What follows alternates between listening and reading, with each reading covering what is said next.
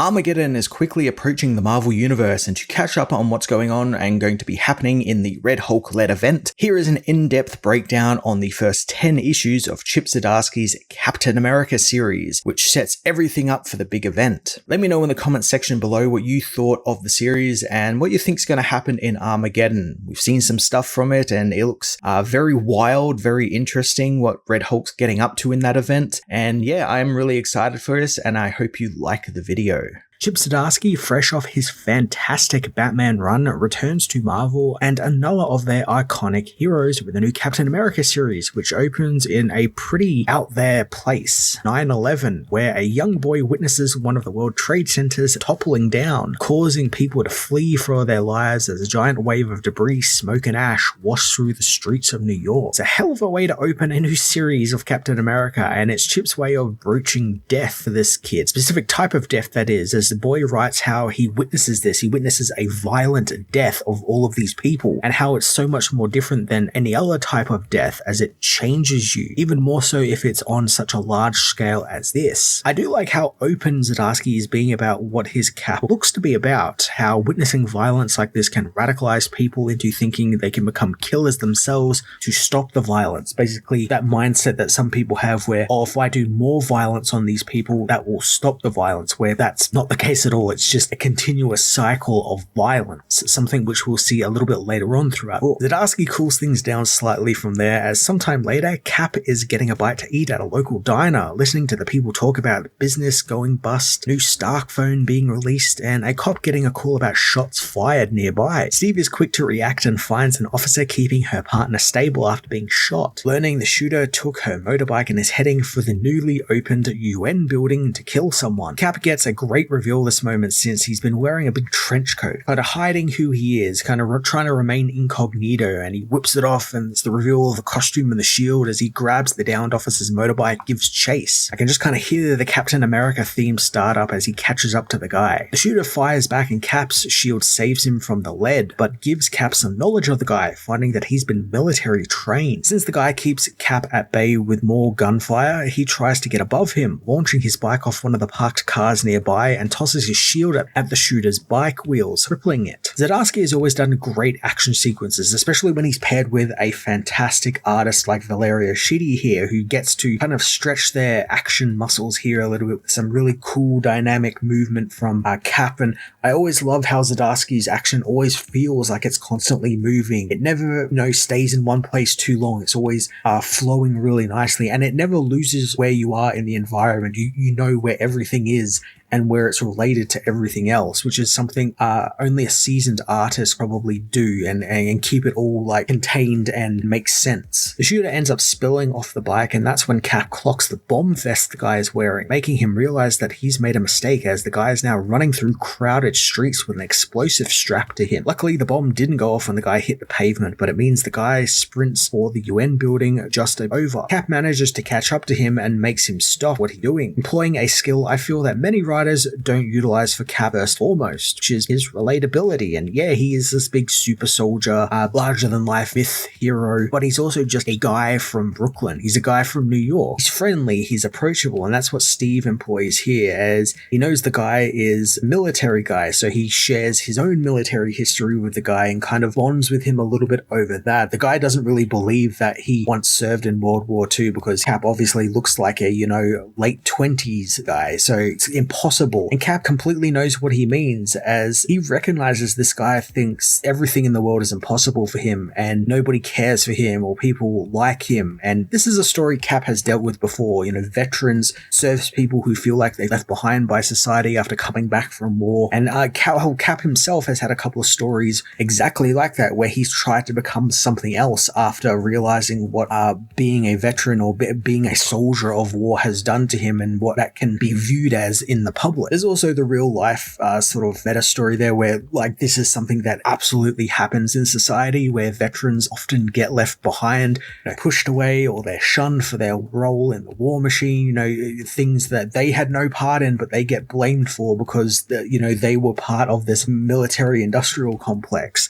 We see it all the time in real life, and I like that Zdarsky is bringing it back up here, but I do hope that there is something new he can glean from this, because as I said, this is a story story that Cap has tackled multiple times before, and I don't want it to feel like he's just repeating old stories just to get into his new plot, which we'll get into in a minute. So I'm hoping over the course of this first arc he starts to sort of reveal something new we haven't seen in this. Cap tells the man that death only brings more death, and he knows that he can help Man. Man stands down and actually salutes Cap as he moves in to shut the bomb off. They're shut off remotely by the arriving Iron Man. So this is where it's kind of clicked for me, and I'm probably sure everyone else as well, because I hadn't read like any of the solicitations and everything. When I picked this book up, I thought, okay, this is going to be a Captain America book set in the present, set in, current day Marvel Universe, but that's not the case at all, as this book is set in the past, not long after Steve got out of ice actually, as Steve mentions only now just hearing about the United Nations being started up, and the soldier was shocked at his reaction of learning Steve served in World War II, something that in the present day is kind of common knowledge.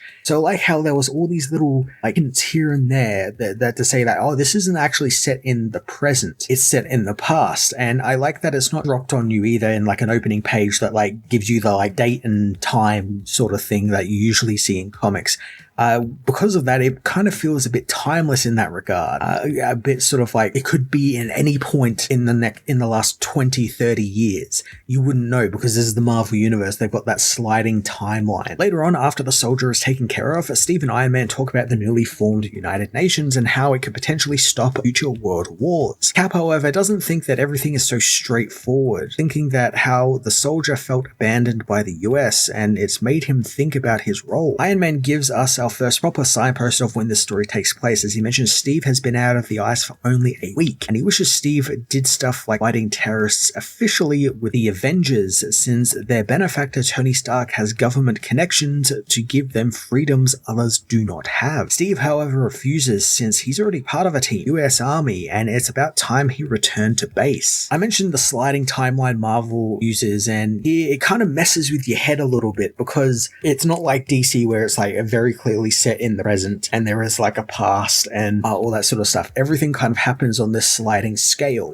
So when you think of like the United Nations forming, early Avengers stories, the Avengers have just started up, Cap coming out of the ice, you think of stories set in, 50s, 60s, 70s, not something that's post 2001, when obviously this does take place after 9/11, after that 9/11, but I really like that they are willing to just update it like that, not get bogged down in this, when does this take place in relation to this other comic, and not worrying about all that. It's all on a sliding scale, and it's actually to its benefit, since oftentimes that hampers stories. When does it take place in the timeline? I know with DC it's something that's very rampant, those stories. Elsewhere, the US recruitment center in Times Square, the officers find the kid they denied admission is still outside. Now this is the same kid we saw at the start of the issue, and he refuses to leave until they recruit him. They won't take him since he has severe asthma, is legally blind, and so weak a strong wind could probably knock him over. The boy refuses to give up, since he believes that the world has gone mad and some good sane men are only orphans. So I can totally see what Zdarsky is doing with this character. He's mirroring Cap's own origin. He's this weak kid from New York. He saw something, horrible. He wants to sign up, do his part, do his duty for his country. Only from what we've seen of this kid, he's doing it out of violence. He wants to inflict violence on others in the hopes that, him inflicting the violence will stop the violence, which is something we saw Cap say earlier. Death leads to more death, and that's exactly what we're going to see with this kid. He's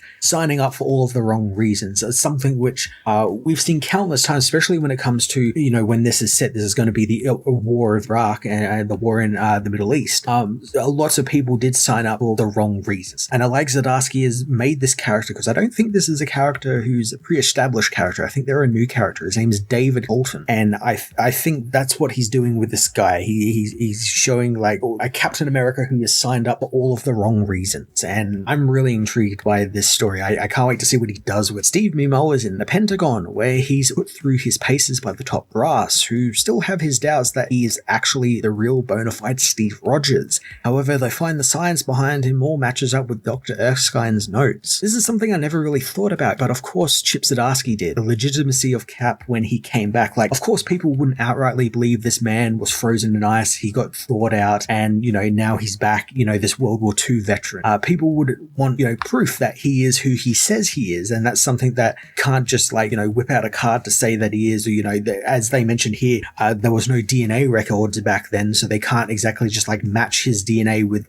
or something on record. So they just kind of got to put him through his paces. Steve meets with General Thaddeus Ross, who demands to know why he's there at the Pentagon, since the place didn't even exist when he was last alive, and now with the Avengers, who clearly want him on their team, he has options and he doesn't have to be there. Steve, who thinks about how he lost Bucky in the fall into the ice, wanted something that he was familiar with. He tells Ross about Bucky and how his parents died before he enlisted, meaning everyone he once cared for or loved is gone, so he wishes to be around the men and women who serve, since they are still there for him. He wants to be there for them. Ross understands and welcomes him back into the army with open arms, offering Steve his first mission. Zdarsky building up the rapport here between Steve and Ross is really interesting, because it's one I've never really actually thought of. These are two men who both have military experience, long military experience, and they know what it's like and how it takes a toll on something only a few can pay. They are like kindred spirits in that regard, and I can't wait to see how Ross inevitably fucks it up, because he's going to do that. That's like his character trait, just messing things up. Zdarsky also finally gets to the kid we've been seeing through this book, reveals his name is David Colton, and he actually did manage to enlist in the army, calling his mother, who is worried the boy isn't thinking straight and what he is doing is insane. David refuses to back down from what he sees is his duty, and he wants to help people, but his mother believes that he's just partaking in some racist war that's about to take place and cause more deaths than it started. I'm loving the slow reveal of David's character and how, he's very much like Steve in that, he signed up in thinking that he was doing this all for the right reasons, but from what we've seen, they're all the very wrong reason, doing what he is doing as righteous. David's given a bit more confirmation in what he's doing, since the other recruits kind of bully him, and he finally decides to stand up for himself and fight back, showcasing the same drive that made Steve join up, become a candidate for Super Soldier Serum. As David is given another beating by his classmates, Captain America aids the Fantastic Four, taking down Mole Man for them so he can have a chance to talk with Reed Richards about Victor Von Doom, someone Reed knows all too well. As it turns out, Steve has come to see Reed as Doom, since taking over his home nation of Latveria has become an autocratic madman, destroying the US embassy there, taking the diplomats from it hostage, and illegally entering America to threaten its citizens over and over again. Steve reveals that they are putting together a covert strike team to go in and get the diplomats, and Reed is more than happy to have the Fantastic Four pitch in, but Steve knows they actually can't do such a thing, as superpowered people complicate things, and the UN is getting ready to ban powered beings from being anywhere near military operations on foreign soil. Zdarsky lays out a couple of rules here which are really interesting.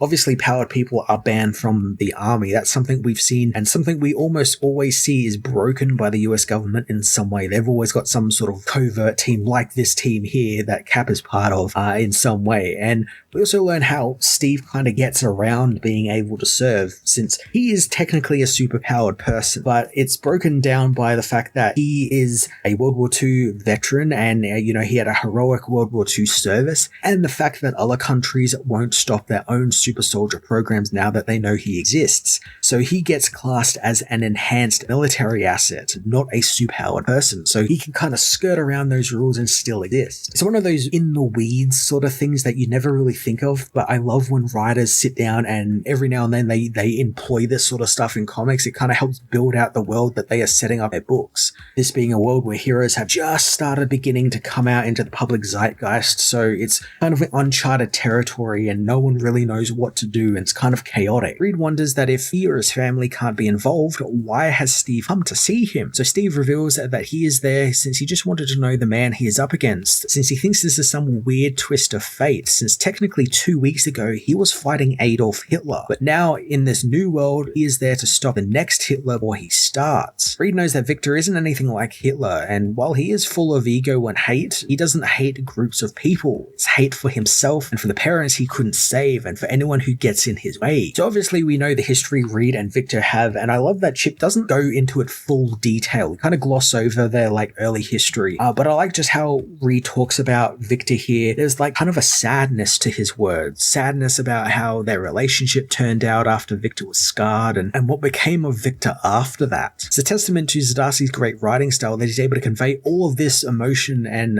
energy through just a very few amount of words. There's also a great part where it kind of lightens the mood after all this talk of, Hitler and evil people, as some guy recognizes Reed as Mr. Fantastic, and he's able to shift his face with his powers, making him look like an older man, so he can tell the guy he isn't who he thinks he is. This leads to Reed talking about the family and how they don't really have secret identities, since Johnny really likes the public identity he has.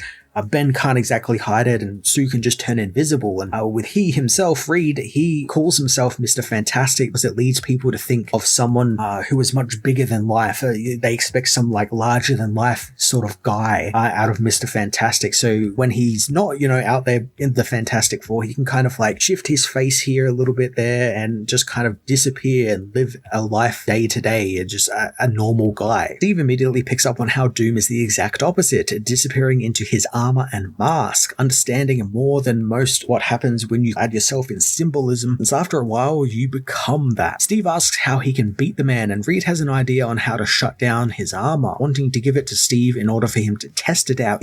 Reed gets a tiny bit fanboyish here as he reveals that he likes calling Steve Captain, even after Steve tells him to just call him by his first name, since his father actually worshipped Captain America, showing Steve an old Captain America toy he's had since he was 8 years old. I adore these little human moments between heroes. They aren't in costumes, they aren't fighting for the fate of the world. It's just two guys having a chat with one another on the same level, just walking around the city they protect. Reed tells Steve how many of them looked up to Captain America and how the world needs him now more than ever. Steve has a nice little moment here where this is his first time seeing an action figure, and he really wants to know if, since one was made of him, was one also made of Bucky, and Reed happily tells him that there absolutely was a Bucky action figure. It's a nice little wholesome moment that's kind of underpinned with a great sadness. Steve has lost everything he cared for, and he's just trying to gain at least a little bit of his past back in some way, even if that's in the form of an action figure. There's something really so relatable about that as well, since I'm sure most of the people listening to this have done that as well, where they try and capture that little bit of their youth when they buy like a new action figure or something, an action figure they had when they're a kid but lost or something, and they want to get that back a little. David, meanwhile, continues to suffer through his training, as even his drill sergeant picks on him, calling the boy an embarrassment and a mistake. Still, he refuses to leave or give up, wanting to be just like Captain America. Great hero. This is contrasted nicely with Steve, who finds out all his old letters are now in museums and public record, and collected editions of books have been written about them, leading to big parts of his life to become known to people, things that he wished he probably could have kept to himself, since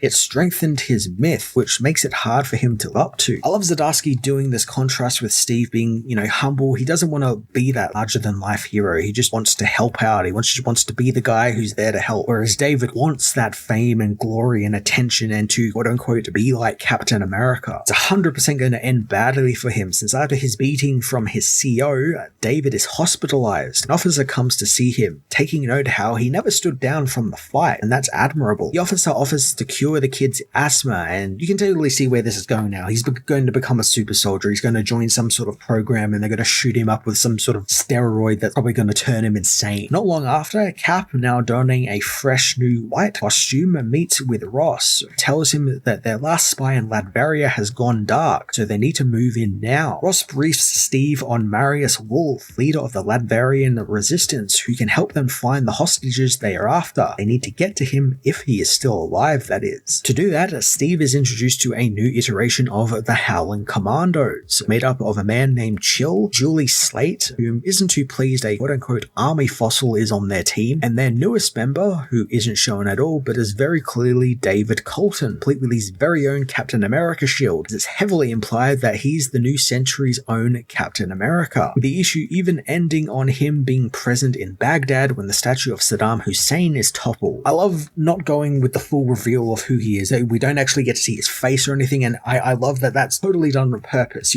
Captain America was once, Steve's face was like, all over everything. That was the symbol. Steve was that symbol, but now in this new era, the shield is the symbol. The shield with this faceless soldier, and he's this faceless symbol for what America has become during the war in Iraq. Steve also not being told is clearly going to be part of the story as well, as the government he's working for can't trust it. And as I said, like clockwork, Ross has kind of fucked up here and not let Captain America in on what they have planned because he knows Cap would not agree with him. I can't wait for Zdarsky to take us on this journey into Cap navigating the war on terror and how he handles it. Sometime later, David Colton heads to Kandahar, which has been freshly liberated from the Taliban. David is really happy at being able to bring so-called freedom to the region, but his translator, Kasim, shares his reservations since David wasn't even there for any of the fighting. He's just there for PR, and while the violence gave the Americans the illusion of victory, having actual democracy takes so much longer. Kasim thinks that David knows about as much as his culture as the Soviets did before him, but David is convinced that he has brought freedom to Kasim and his people, very clearly upset that the man doesn't share his enthusiasm. Chip is wasting no time diving into David as the new Cap and how he's everything I knew he would be, a very headstrong, easily impressionable kid who thinks he's doing the right thing, but very clearly is being used and molded into a PR figure.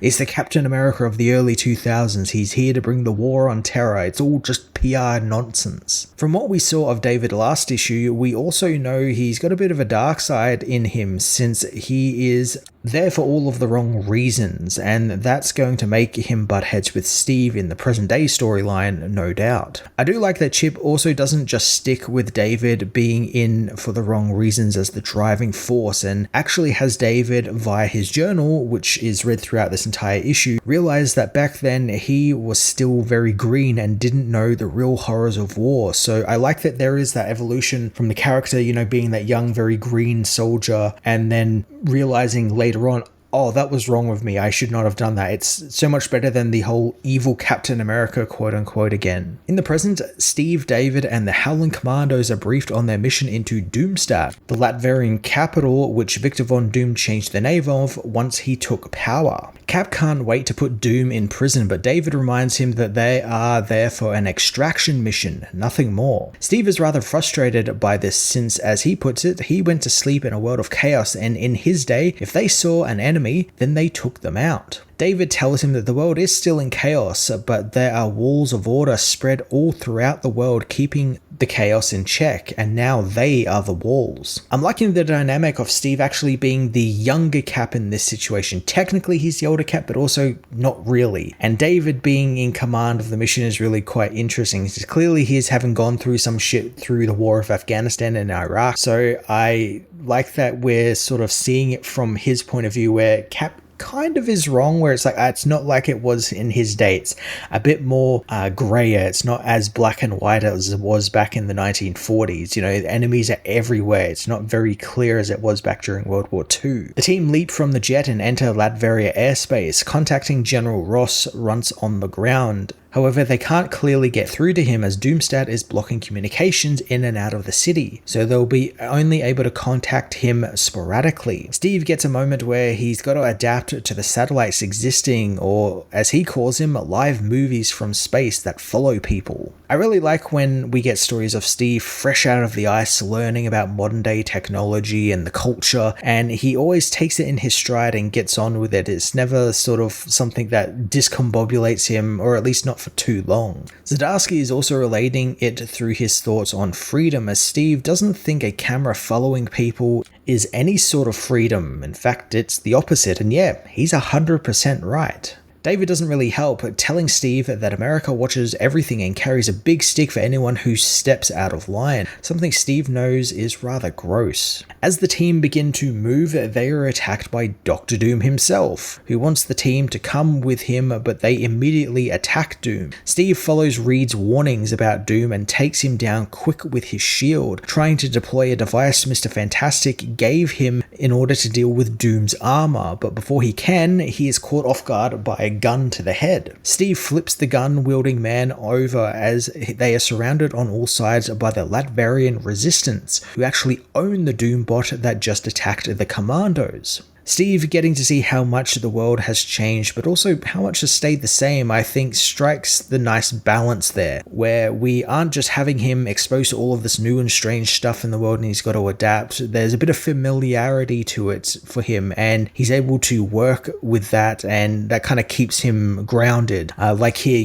he's sneaking into enemy territory, there's a resistance run by the people of, the subjugated nation, stuff he would have done all the time in World War II. Back in the past, David has spent a few months in Kandahar, and with everything he's seen, he's beginning to feel suspicious of his translator Kasim. He decides to follow him one day, finding his phone traced him into a neighborhood he knows Kasim does not live in. As he follows the man, he hears some gunfire and is forced to put down an armed guard outside of the building Kasim disappeared into. Smashing into the building, David fights his way up to the top floor, killing insurgents until he finds a room full of dead men and a mortally wounded Kasim. Kasim explains to Colton that the man he killed was a warlord who governed before the Taliban even rose to power, and he had murdered his sister, so he wanted revenge on the man. Kasim's wounds get the better of him, and before he dies, he tells David that there will always be a vacuum that is filled by either the Taliban, the Soviets, or the US, and the cycle of violence will continue and will never stop. Zdarsky is not shying away from everything wrong that's gone on in the Middle East, and really any war zone in that fact is just fantastic. There's always going to be that violence, and if one group says they'll bring peace, it's usually through or a prelude to greater violence. It always happens, and we always see it happen. They say it's going to be peaceful, and then war erupts, and then it's just the cycle repeats itself. I'm interested to see how this will affect David, since he was sold as the everyman joining the army to take the fight to the terrorists after 9/11. So definitely signing up for the wrong reasons, and how he's been shown the sobering reality of war through Kasim here. It's going to either break him or actually push him further down his path and make him believe what he's doing is actually the right way of doing things. Back in the present, Cap and the Commandos are taken to the Resistance home, where they meet properly with Marius Wolf, the leader of the Resistance, who tells the captains that they are winning in their fight against Doom, having convinced soldiers to defect and take territory from him. David is eager to get on with their mission and extract the US citizens in the area, and in exchange, they will ensure Marius gets crates of weapons from the US. Marius knows crates of weapons are good, but they won't do as much damage as two Captain Americas taking on Doom head-on, since right now he's vulnerable and Marius has an attack planned. David is angered by Marius trying to change the deal, grabbing him and slamming him against the wall. Steve demands that David step outside with him for a moment, and the two finally have the chat the two have been kind of dancing around having, with Steve letting David vent for a moment about being there to do one job and leaving. Steve reminds him that things can change in the field, and so he will be taking on Doom with Marius while David and the Commandos go and save the hostages. David of course thinks this is a bad idea since it could lead to an international incident, but Steve is aware that Doom broke the law first by jailing their diplomats, killing his own people, and entering America illegally whenever he fought the Fantastic Four, so he's going to help Marius however he can. After a moment, David stands down, thinking it must be nice that Steve still thinks that he can make things better. So this confirms something for me, which is after what happened to David in Kandahar and probably what else happens during the Iraq War, he went further down his path and just focused on the mission. All he wants to do is the mission and nothing else. He's done trying to make a difference and is basically just a gun for the military to point in any direction they want and fire at any problem they need dealt with. He's numb to it all, which makes him a dangerous Captain America. He doesn't care about the people anymore. He's just caring about the results of the mission. In the past, David gets ready to rotate out of Kandahar, learning that they are off to Iraq since evidence of weapons of mass destruction were found, something we know wasn't real at all, especially in real life. David is already numb to it all, watching as the Humvees roll past a destroyed Soviet tank, knowing Kasim was right and it is a cycle of never-ending violence. Back in the present, David voices his displeasure at Steve and Marius going undercover to get into Doom's castle, but Marius knows that the plan will work thanks to the Doombot giving them access. David still wants them to make it quick since they have a proper mission to complete and Ross will leave them if he finds out this is all going to blow up in their face. Steve and Marius leave and David tells the commandos that he doesn't like this, and while Steve is a hero and knows what he's doing, they can't let him drag them down as he figures out the world. The slow build of Steve and David's inevitable confrontation has been done so good. It's the clash of different generations, but also a Cap who believes and one who doesn't. That's what I'm finding really unique about this dynamic. We have a Cap who still very much is idealistic and believes he can make a difference, and one who knows none of it matters, one who sees the world in grey, not black and white. Steve, Marius, and the Doombot head into Doomstart, where Steve finds it rather peaceful, but Marius knows that while it is peaceful, there is a weird underlying fear throughout the city. The Doombot gives them access to an underground passageway into the castle as Steve thinks about Hitler and how they never caught him and brought him to justice. He was allowed to take the coward's way out and shoot himself in the head, and that angers him greatly. Steve can hear the same anger in Marius's voice when he talks about Doom, and he knows he is going to deliver this man the justice he deserves. The trio make their way into the castle roof, using it to get into Doom's dining hall, where they find him helmetless and dining alone. I really like this image of Doom dining alone. You know, he's taken over the entire country. He's, you know, the ruler of this huge nation, and none of the people love him. They all fear him, and he's left to dine alone in his big cold castle. If that does not sum up Dr. Doom, I don't know what will. Marius gets his sniper rifle out to take the shot, but Steve stops him since they are going to take him before a court, something Marius does not want to do. Suddenly, the Doombot comes back to life and attacks them both, blasting them out of the roof and into the dining room. Steve tries to fight back against it, but it overpowers him as he realizes now that he endangered the hostages and the mission with this. Steve is outmatched by the Doombot, which beats him down and blasts him with its energy beams, grabbing hold of his head as the real Dr. Doom arrives, telling his bot to stop before he kills Steve, as he recognizes the man as Steve Rogers, meaning the rumors were true and Captain America, the scourge of Adolf Hitler, is alive. Surprisingly, Doom welcomes Steve with open arms, telling him that he and his nation welcome Steve as a hero. This really surprised me, but it's the smart play from Doom and kind of an obvious one. You know, I feel like he's going to try and ingratiate himself to Steve, kind of butter him up like he's trying to appear not to be the bad guy, and you know, he really is the good ruler that Latveria needs. You know, he's the power that they need in power, more or less. And I imagine that's what's going to happen, but Steve obviously is not going to trust him. We're just going to see something that turns him against Doom, and there's an interesting dynamic Zdarsky can go for there, since we got a man out of time and then there's, you know, the 21st century dictator. So how does Steve deal with that since things aren't so black and white anymore?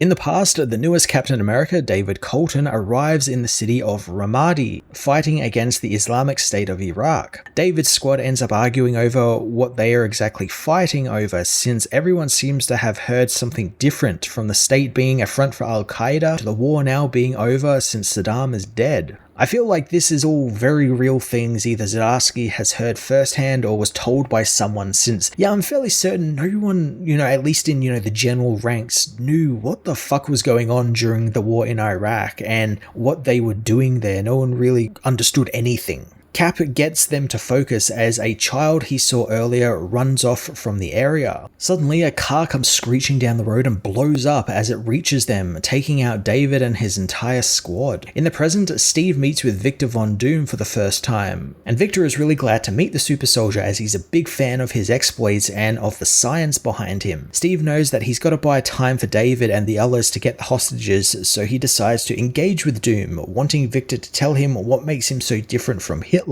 Doom says that Hitler was elected, but he took power to save his people, and he has more in common with Marius than the cowardly Hitler. Doom relates to Marius in a way the man hates, since he knows Marius hates he's in charge and wants to kill him to take the throne for himself, making him rather similar, the only difference being where Marius seeks power, Doom knows he is power. Cap demands that the villain release the hostages or the full force of the United States will be brought down on his throat. Doom doesn't like seeing Steve threatening him since it's so unlike the Steve he read about in the history books, but he orders the hostages to be released, which captures Steve off guard. I really like Doom genuinely likes Steve Rogers and what he stood for during World War II, really because it shows just how much of a narcissist he is, since he doesn't see what he is doing is wrong. He thinks he's doing what Cap once did. You know, he compares himself to Captain America, and he knows that Cap should and would agree with him. Across the city, David, the Commandos, and the Resistance storm the US Embassy where the hostages are being held, but find little resistance in their way. They breach into the main room and find some Latverian soldiers carrying the corpses of the diplomats out, with all the diplomats dead. David also briefly sees a vision of the kid he saw running away from the car bomb he barely survived in Iraq, and after killing the soldiers, Colton finds only 10 bodies where there should be 12, so he threatens a wounded soldier to tell him the location of the remaining hostages. Getting to see David's Cap in action is a real eye-opener since he is just needlessly violent. I imagine Steve going for the hostages and he would make it so that, you know, the soldiers are taken down with a shield, only wounding them or, you know, disarming them, knocking them out, only killing when necessary. David actually uses the shield just more for protection and seemingly doesn't actually know how to throw it or anything. It's, again, because he's like the PR Captain America, the shield was just, you know, for show. It's that symbol, and he's carrying this shield and doesn't know how to use it, so he just uses it, you know, to protect himself or anything. Can't throw it or bounce it off objects like Steve can. I do wonder if there's maybe something Zdarsky is saying there with David using, you know, the literal American flag to protect himself, like hiding behind the American flag. He is safe, nothing can touch him, he can do no wrong. In the past, David finds the car bomb only barely missed him and his squad, and despite being injured, he gets up to help out those who are hurt, spotting one of his squad gun down the kid who he saw run away before. David, his ears still ringing from the car bomb, tries to help the child but finds he is dead, something which further breaks David's morale and will. Zdarsky is really breaking David down so much more than I thought. It does make me wonder if a redemption arc is on the table for him, like Steve is able to get through to him eventually in the present and give David some little bit of hope back, and he decides to change his ways and try again. Alternatively, it could also cause David to become more of a villain, like he tries to instill his ways on everyone else, much like how Doom is doing, and that could be like a cool sort of mirror where, oh, we have Captain America against Doom and now we have a Captain America who was for Doom. Elsewhere, Doom takes Steve and Marius to the marketplace and introduces them to a merchant named Milda Krieger, who Doom knows by name, and he knows all the names of his subjects. He asks her how life has been after the fall of King Vladimir, and Milda reveals that she has truly known peace since Doom has been keeping her and everyone safe. Marius accuses Doom of keeping their people in terror and never giving them any choice, something that King Vladimir did as well, and Steve backs him up since he has seen this type of quote-unquote peace before,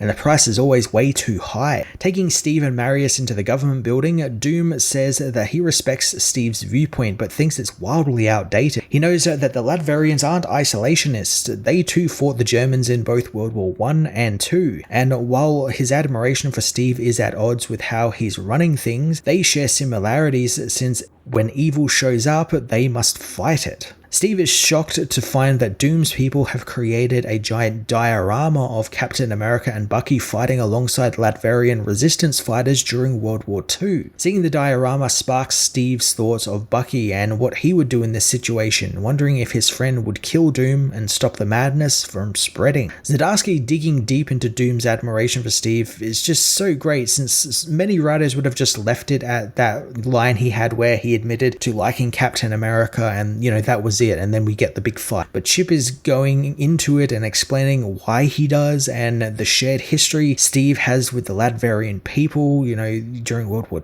II. I just love it so much. It's just so much deeper than I thought it could be. Doom thinks that America has potential, and once in a while it breaks through that potential, like when Steve was created, and people need to remember what America was, but until then, they are the enemy. David contacts Steve and tells him about how all of the hostages are dead, but the ambassador and his family are still alive, and they are going to rescue them. Hearing this causes Steve to smash Doom in the face with his shield, but the Doombot taking care of Marius attacks him, beating Steve down again. Doom knew that Steve had the Commandos going for the hostages, and this whole thing was just a trap to lure out Marius Wolf and the rebellion, and now he's going to publicly execute him. I love Doom's switch up here, that once he knows that Steve isn't going to back down or be swayed by what he's been saying, he just stops with the platitudes and admiration for Steve, and now it's just straight villain. He's just decided, nah, it's not worth my time anymore, I'm just going to kill you all. For first meetings, it's really interesting that Steve is caught off guard, since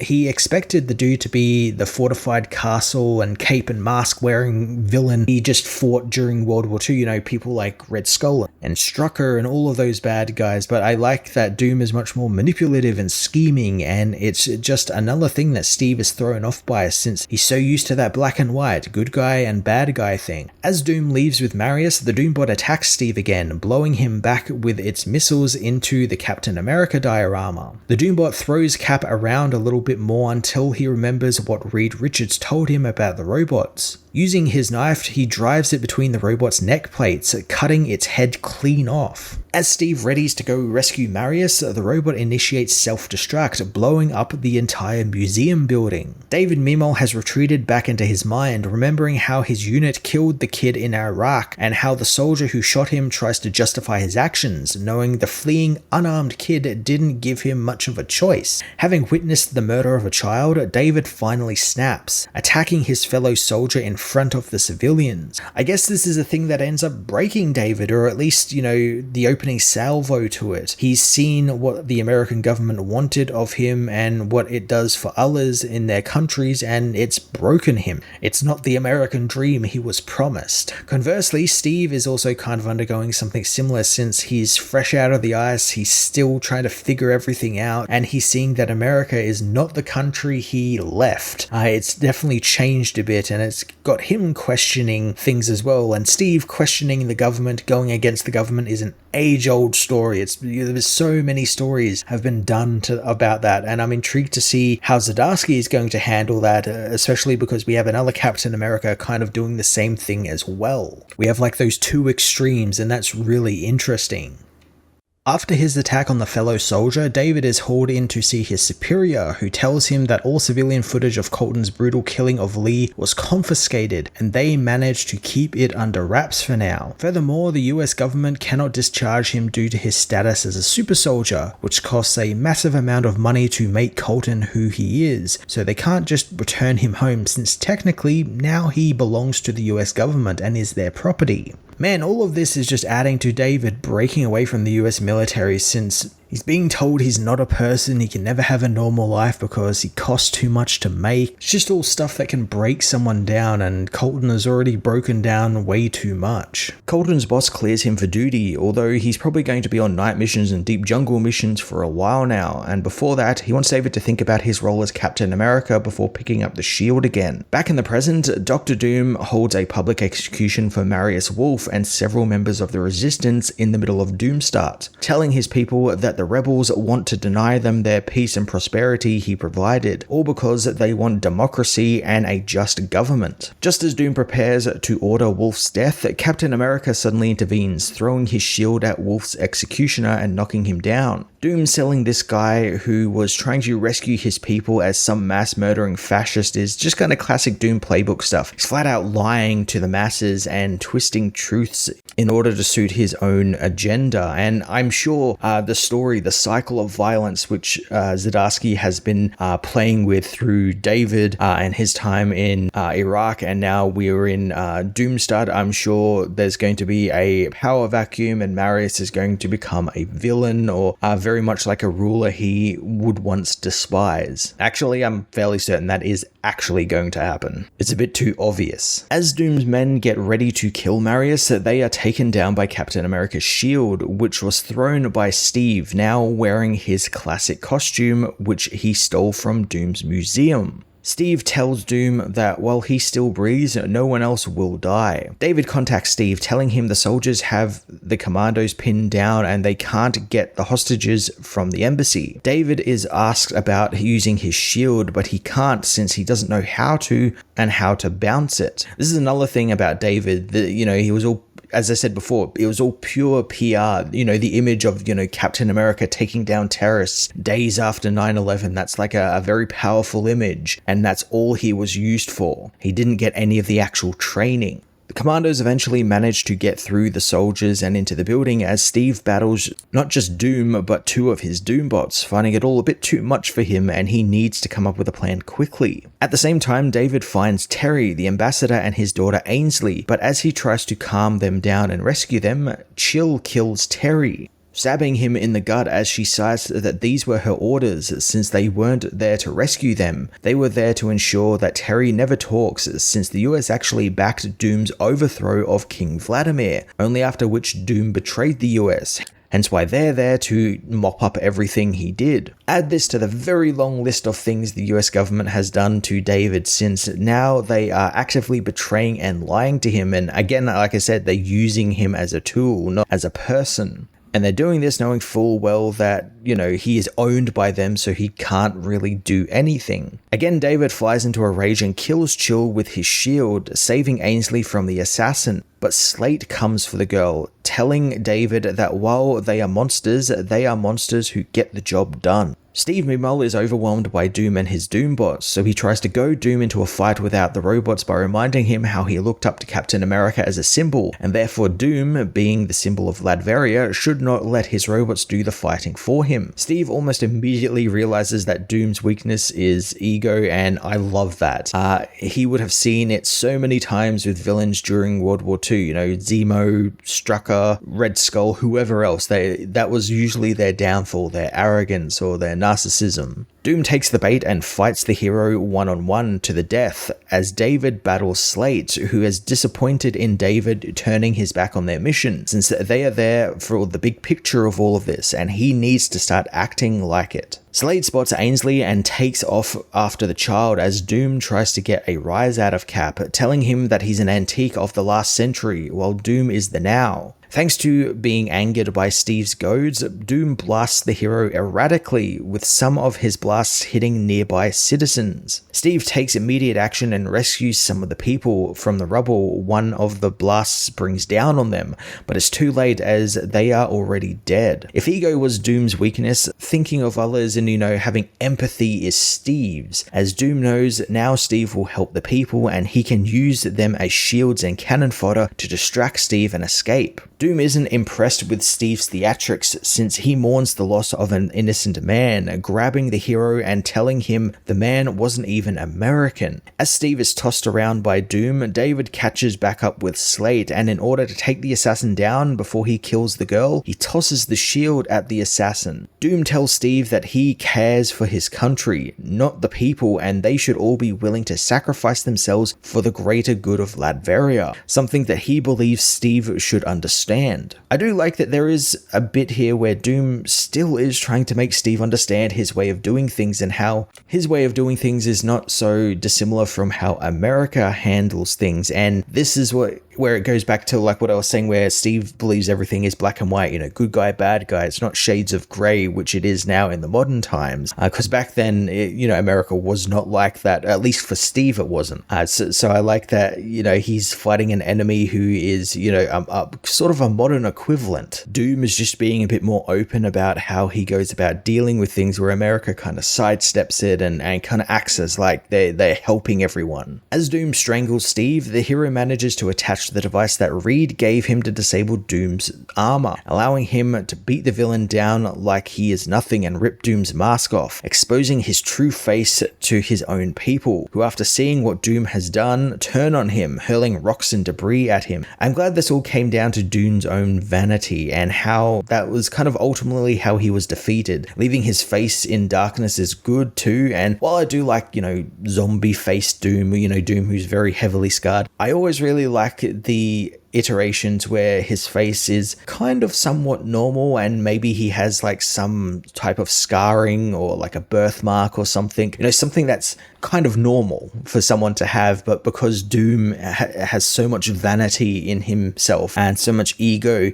he can't bear to have people look at him. That's kind of like what they're going for here, since we do see little bits of the face and it's only very lightly scarred. So I quite like what they did there with the Doom facial scarring. Steve smashes Doom in the face, telling him that Reed Richards says hello. The Doombots cart him off as Steve contacts David, who manages to hit Slate with the shield, killing her instantly. The rage-filled, broken David now can only tell Cap that they are the bad guys and they cannot leave Latveria since they need to fix it by killing everyone. Parallels between both fights, like what I've been saying with this entire arc, was great, and a great way to show how completely opposite both of these captains are. Steve won the fight against the villain with his sheer determination and smarts, while David resorts to anger and murder and kind of just being a bull in the china shop. I do wonder how David is shown in these final panels, since I really like how they emphasize the rage by making him look kind of like he's hulking out, which to me kind of makes sense since he's under General Ross. Ross is the Red Hulk. He's doing shit with, Hulks and stuff. Is the super soldier serum, somewhat more Hulk this time around? Because there is that whole thing where Bruce Banner was trying to recreate the super soldier serum, and that inadvertently led him to becoming the Hulk, at least in some iterations. So maybe there's something there where like whatever serum they dosed him with ends up giving him sort of Hulk powers, because he does look like he gets a bit bigger here. Not by much, but looks like the blood rage kind of makes him, Hulk out a touch before coming back to somewhat his senses.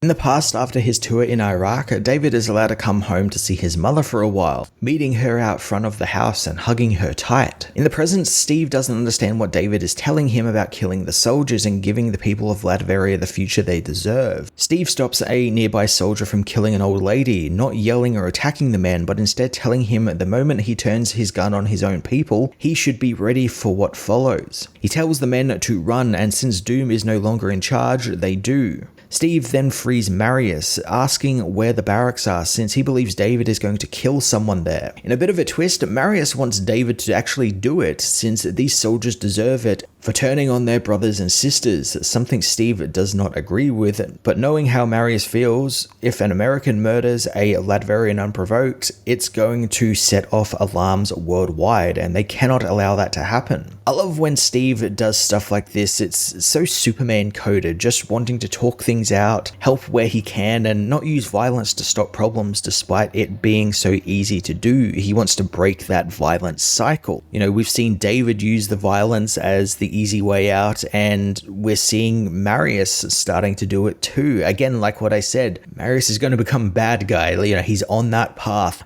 to take over from Doom and continue that cycle of violence, despite saying he wants completely different things. Marius hears Steve's words but cannot join him since he can't bring himself to save Doom's soldiers. He will though show Steve the way to the barracks, and elsewhere the soldiers at the embassy hear of Captain America's attack on the barracks. But they are soon killed by Slate, who demands the lone survivor tell her where the barracks are. Kind of surprised that Slate survived David's attack with the shield.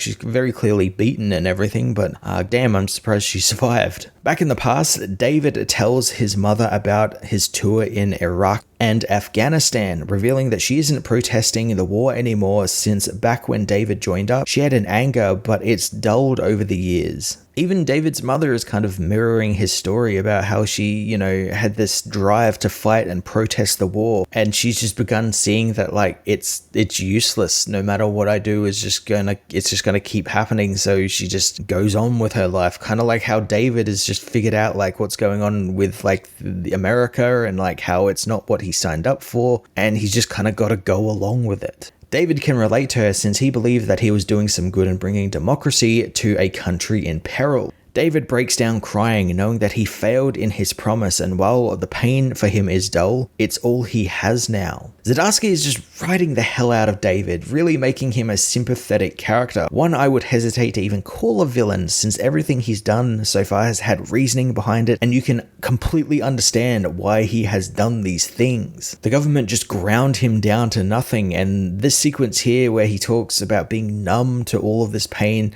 is just so haunting. He makes him extremely dangerous, but it's also just so sad and haunting, especially because I'm sure there's a very real idea behind it. I feel like a lot of people in the military probably feel like this, people who served at this particular time in the military as well. It's just so cool that we've been given an opportunity to have a character like David exist and be a big focal point of the issue, and be a new character as well. Like, he's a completely new creation for this series, and he's been written so damn well. Like, Zdarsky very clearly cares about him and isn't just, creating a character to say he has a character in Captain America lore. There's like a through line story with him, and I'm captivated by it. It's just a fantastic story. Back in Latveria, Steve comes across Ainsley hiding outside the barracks, and he tells the girl to wait as he heads into the barracks and finally gets in contact with General Ross, telling the general that they have one survivor for extraction along with David. Steve cuts comms as he finds David, who has killed every soldier in the barracks with his knife and bare hands. David tells Steve it was necessary, since this will stop them from losing sight of what this is all supposed to be about: freedom. Okay, I really like that David isn't going rogue or anything, but he's basically decided, fuck it, this is what the government wants me to be, then that is what I will be to the nth degree. I like that a lot more than him he just turns evil because, he's the opposite of Steve Rogers. He's not Steve Rogers. I like that he was broken by the system, and that's given him a justified reason to be I guess you'd just call him a Captain America villain. It's a villain who very much believes in what they are fighting for, which makes him a very dangerous villain and a very captivating villain. I like a villain who believes in what they are shouting. Steve tries to talk David down, telling him that they aren't at war and this is just a rescue mission, something that he actually was told at the beginning of the mission by David. He tells him that killing isn't something that they can do on this mission, but David doesn't back down, since this blood he spilt has to mean something and be for something. Spotting a still living soldier, he tosses his shield at him, but Steve knocks it off course with his own, apologizing to David as he attacks him. Despite David's rage and aggression, Steve makes short work of him, knocking the man down before telling him that they are all going home. Slate soon appears, shooting at Steve, but David grabs his shield, blocking the bullets and saving Steve before knocking Slate out once more with the shield. Suddenly, David keels over, telling Steve that the science guys never could replicate Steve's serum perfectly, and he is slowly dying, hoping that Steve knows what CPR is, but Steve doesn't know what that is, since when he was a soldier back in World War II, that was not invented yet. That's something I never actually considered. Steve wouldn't know modern battlefield medic tactics like CPR. All he would really know is, hit him with the morphine syringe and bandage the wound. As the evac choppers arrive, Steve is told by David about how America backed Dr. Doom and helped him take over Latveria. Steve can't really register what he is saying as the evac team roll in,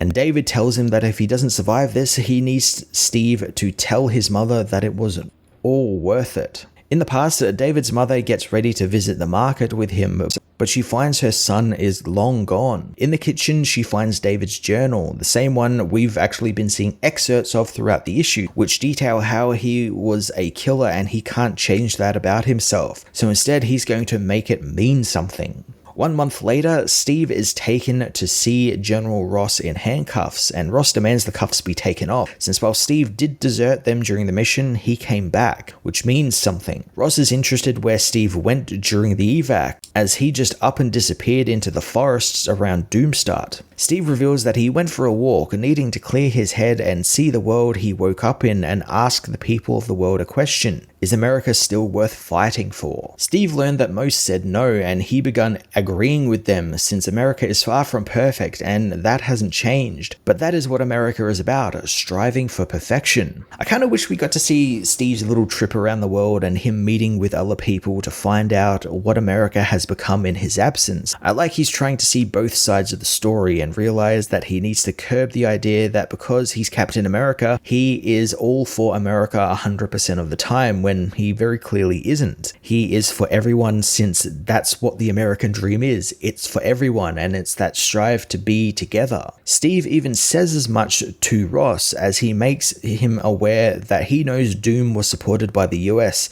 in his overthrowing of Latveria, and because of it, he wishes to be discharged, since he will serve America, but if Ross wants him for missions, Steve will choose if he goes out or not wanting the general to hide anything from him again. Steve ends up getting a bit serious for a moment and even threatens Ross, telling him that he better pray that he doesn't come for the general next. Ross, however, doesn't care for threats, denying Steve's request for discharge, but before he can say anything more, Tony Stark arrives, revealing that he was actually in surgery in the room next door, watching the doctors install the heart-saving technology he invented to save David Colton. Tony is excited to meet Steve, and when Ross tries to cut him out of the room, Tony vaguely threatens to stop giving Ross and the government weapons, causing him to shut up. Tony says he wants to grab a drink with Steve, figuring the general won't be a problem anymore, and Tony coming in and helping Steve out is just great.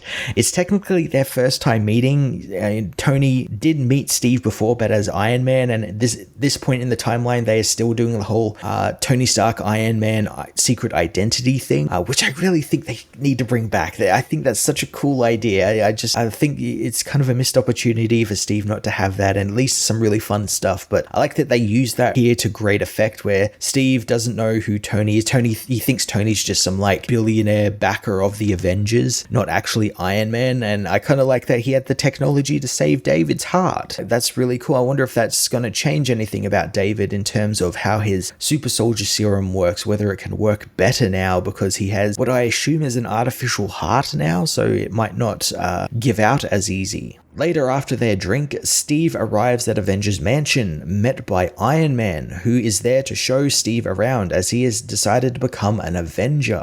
Iron Man is glad to have him on the team, asking what made Steve change his mind, and Steve tells him that Tony put their mission quite simply: the Avengers help people, and Steve figures this is the best way for him to do that. Iron Man lets Steve settle into his room, telling him of a package on his desk. Steve opens the package and finds it is a Bucky figurine and a note from Reed Richards that tells Steve that the world forgets heroes, so he's glad that Captain America is there to help. The book then jumps forward, as in the wake of One World Under Doom, the world is in disarray, as thanks to many of the world's politicians who sided with Doom are now being questioned about their loyalty to their respective countries, leading to mass political upheaval. On top of that, thanks to Latveria being without a ruler, insurgents have infiltrated the country and are taking their WMDs, with many asking who is going to deal with the Latverian problem. The time jump between arcs was great. It's a great idea. I know Zdarsky did the first arc in the past, since it was during One World Under Doom and Cap was a little bit busy during that story, so it made sense to do a out of time storyline, but it also gave him the opportunity to set up a rapport between Cap and Doom and introduce us to David, who's one of my new favorite characters in Captain America lore. He's such a good character, and I know he's coming back in some form soon during Armageddon, and there's the Weapons of Armageddon series as well that he's in, so he's sticking around. General Ross also got a lot in the first arc, setting him back up as a villain foiled for Steve, and one who now is also Red Hulk again, so he can go toe-to-toe with Cap now, and I'm really looking forward to that. The bits of Ross we got in those first 5 issues were fantastic. He's such an evil, like hateable villain, but you understand why he's doing it, because Doom kidnapped him and tortured him, so you understand why he hates Doom and Latveria. It's a really interesting character, much more than he ever was before. While the world reels from one world under doom, Steve is in a loud bar listening to the news, asking the bartender to change the station to the baseball game. As he watches the game, Steve overhears a loudmouth man talking about how Dr. Doom was right, and he was actually helping them. The problem Doom had though was that his name was scary and his mask was scary, so he thinks that they need to get people like him, Red Skull and Green Goblin, and just kind of rebrand them. Then people will accept them. Steve confronts the men and tells them to get out of the bar and go home and think about the fact that they are spouting nonsense, something that they are free to do thanks to the American men and women dying for that freedom, something these men would never do. The drunken men don't realize who Steve is and get ready for a fight, wanting him to step outside so they can show him what a real man looks like. Steve is happy to oblige, and after beating the men senseless, he is bailed out of jail by Tony Stark and Sam Wilson.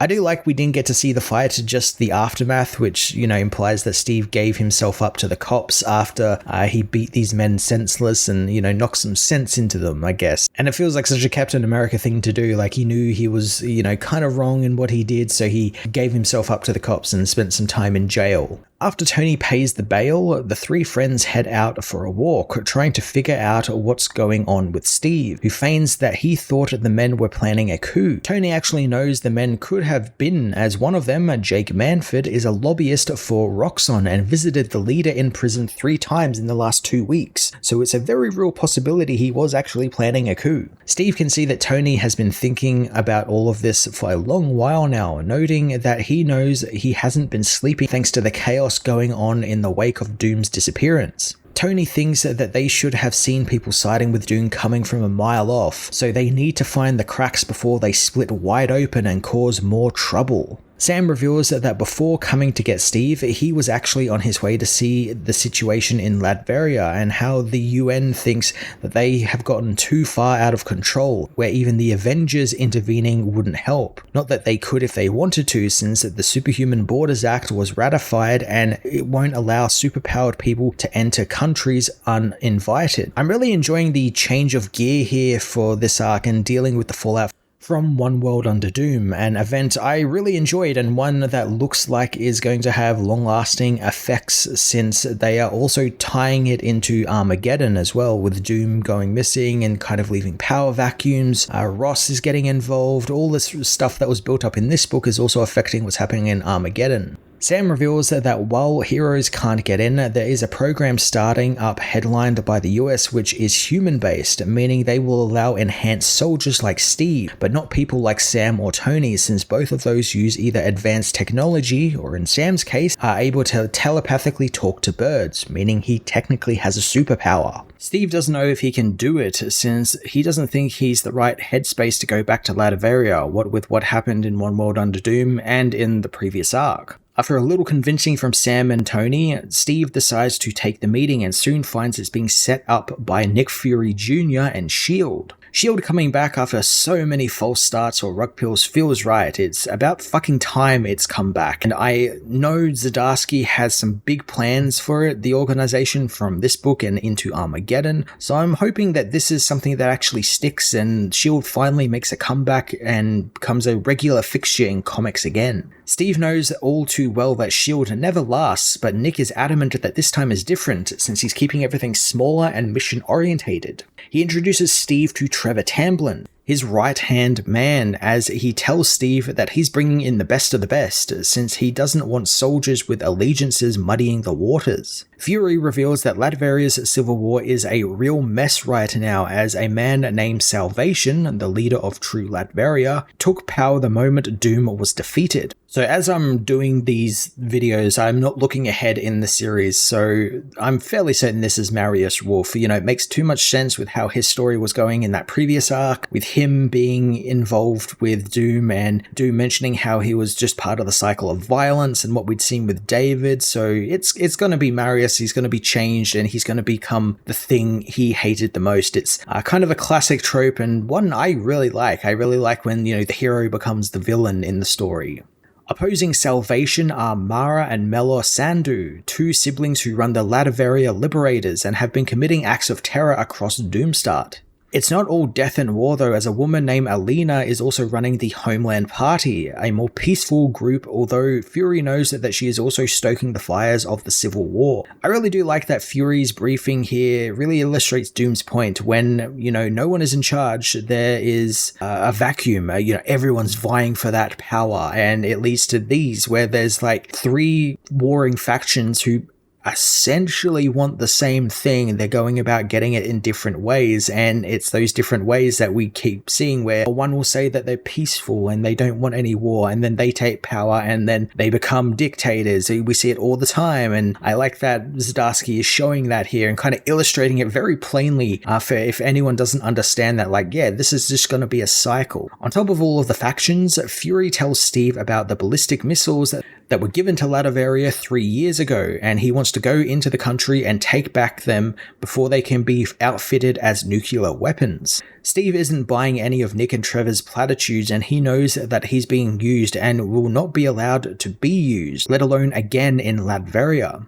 And so he decides to decline the offer to join S.H.I.E.L.D. again. After the meeting, Steve gets a call from General Ross, which surprises Steve, being that Ross was just released from Doom's prison. Ross assures Steve that he is all cleared for duty and gets right to the business, wanting Steve to decline Fury's offer since he's not up to task, and instead he wants Steve to help him install proper democracy and free Latveria. I'm liking all of these various agencies trying to get their hands on Steve, and him being the face of their takeover in Latveria. The type of symbol Steve is, has meaning and matter, and they want to use it. It's something Steve is well aware of since he's had to be that before in the past, and, we saw that with David and what that did to David. Steve, though, hangs up the call as he runs into Sharon Carter, going and getting coffee with her and going over the problem he faces. Sharon reminds Steve that not everything is do or die, and while they haven't had normal lives, them moving to Washington and getting a place together really felt like they did have normal lives, but now it feels temporary since they are like ships in the night with each other and really don't get to see a lot of each other. Touching back on Steve and Sharon's love life wasn't something I actually expected Zdarsky to really do and go into, but I'm enjoying the downtime it's giving us between the action, and it's just nice also having Steve try and navigate a somewhat normal part of life, relationship problems. Steve thinks that Sharon wants to end their relationship, but Sharon wants the opposite, reinforce her love for Steve, and she knows, like her, he has that itch to want to go and do some good and see some action. She understands that sometimes their missions and adventures will be together,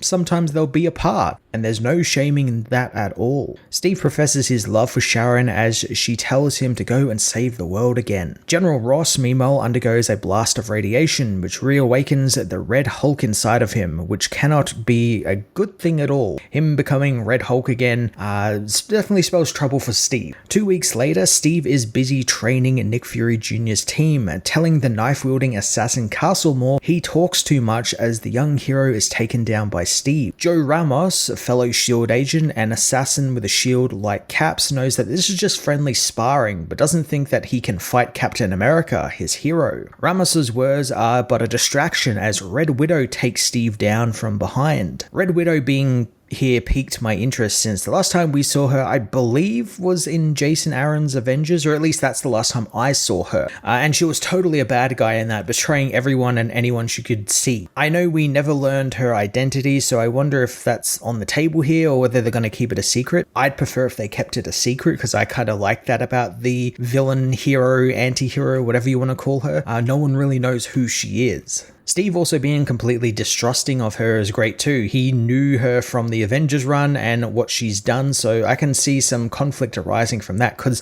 absolutely she's going to betray the team to someone. Steve tells Widow he's keeping an eye on her, and Trevor tells him to leave her alone since, like him, Red Widow is a soldier for hire. Nick calls Steve over for a chat and Fury tells Steve all about the team, like how Trevor did work for Nick Fury Sr. when S.H.I.E.L.D. couldn't get results. He also knows that the others will follow orders and they were all trained by the best. Fury really emphasizes how much Ramos is similar to Cap in that he takes missions that align with his beliefs of protection over all, so I like Steve seems to have another guy in his corner of the team for a change. Usually he's at odds with everyone he usually works for or is in a team with, so I like that Ramos seems to be just like another idealistic hero. Often spells a grim end for someone like him, but I'm intrigued to see what Zdarsky's going to do with him. Nick also tells Steve that Red Widow has been exiled from Russia after being exposed as a traitor, and he took her in, and ever since then he's been keeping a close eye on her. Nick finally shows Steve their game plan, which is to wander right through the front door of Latveria, since he wants them to know S.H.I.E.L.D. is there and watching. Steve immediately catches on that he and his team are just a distraction, since while Steve and the team go and look for the nukes, Nick will be slinking away through the city to begin his own mission, which is to look for a weapon that could destroy or even save the world. Nick really is playing the long con here, since he's absolutely trying to lure Cap in, that false sense of security by being open about what he's doing. He's being very much transparent with Steve about what he wants S.H.I.E.L.D. to be. And whenever a Fury does that, that just rings alarm bells in my head. It's like, he's just buttering Steve up. He's just getting him to play into his hand. The next day, Cap and his team are dropped into Latveria, and he tells Ramos what to expect, citing how the people are decent but wary of outsiders, and they need to understand that they are there to help them. Ramos was hoping to actually know what dangers there are, and soon they find one as a convoy is hit by a massive explosion, which causes the group to crash their jeep. The team, unhurt by the collision, regroup and find that Red Hulk actually hit them. Ross confronts the team, telling Captain America to stand down, since the United States government is there to free Latveria, and if anyone, Steve and S.H.I.E.L.D. included, get in his way, then he has been given permission to Hulk smash them. Since Armageddon is centered around Red Hulk on top of Cap and some of the other characters we've seen throughout this book, him now getting involved in the story that's going to lead us directly up into Armageddon is great. It makes sense. It's all been a prelude to that event, and also continues this story that Zdarsky has been writing between Steve and Ross, where they both are kind of butting heads a little bit because of how they are acting. Steve has that still black and white view of the world. He's a little bit more jaded now since he's seen what the world is, and Ross is all about America and wanting America to rule everything. There's shades of grey to him. It's not just black and white, and he's using that to his advantage. There's also Red Hulk taking over there for a little bit, and I'm intrigued to see how far they're going to go with the Red Hulk stuff, whether they're going to bring in other concepts for Hulk. I don't know if they've really done much with him in that regards to what they're doing with Bruce Banner's Hulk with the Red Hulk, all of that Green Door stuff. I'm not sure whether that's anything to do with Red Hulk, but it'd be cool to add that sort of stuff into his history and kind of deepen the Red Hulk mythos a little bit and make it a little bit more than big military man goes angry. Though that being said, this whole big military man goes angry storyline is, kind of topical and fitting, and Zdarsky probably knows that. Steve wonders if Ross really is in control of Red Hulk this time, and this could be all a ruse, and Ross is acting without permission, but it's too late to question as his team attack Red Hulk, not realizing that they are wildly outmatched. Ross is pleased that they attack, since he wanted a reason to kill this version of S.H.I.E.L.D. before it even grew out of its infancy, since he believes that they will try and take over the world yet again. I gotta say, I love how Diaz and Alpizar draw the Red Hulk here, bathing him in dark shadows, making his eyes shine yellow like he's some sort of monstrous devil. It's just great. It's really great when an artist applies horror aesthetics to a Hulk and not just makes him, big strong hero guy. I like when they make him like a monster. As they fight, Nick Fury joins the battlefield, telling Ross to stand down as he knows that Ross doesn't have any jurisdiction. He's only meant to be observing the country, and if they step one foot into Latveria, the US Army will take him down. Steve tells him that if that doesn't work, the Avengers will get involved as well. Red Hulk begrudgingly stands down, warning Steve that if he steps out of line once more, he will be there to take him down. Steve knows that Ross is just a bully who can tear a man apart, but he doesn't care since he's still a bully, and Captain America stops bullies. Cap and his team continue their mission, but now time is tight, so Steve plans on taking them right to Castle Doom to meet with the head of the true Latveria movement, since the castle is the prime spot for potential Doom weapons. Steve hopes that appealing to Salvation Salvation will give them greater access to Latveria, but before they can even get into the city proper, they are halted by a protest led by Alina, the leader of the Homeland Party. Using a loudspeaker, she tells her people that Salvation is really the enemy, since if he truly wanted to free them, then why did he take over the castle and institute martial law? The team soon hear gunfire and race to the source, finding Latverian liberators and true Latveria factions openly warring in the streets,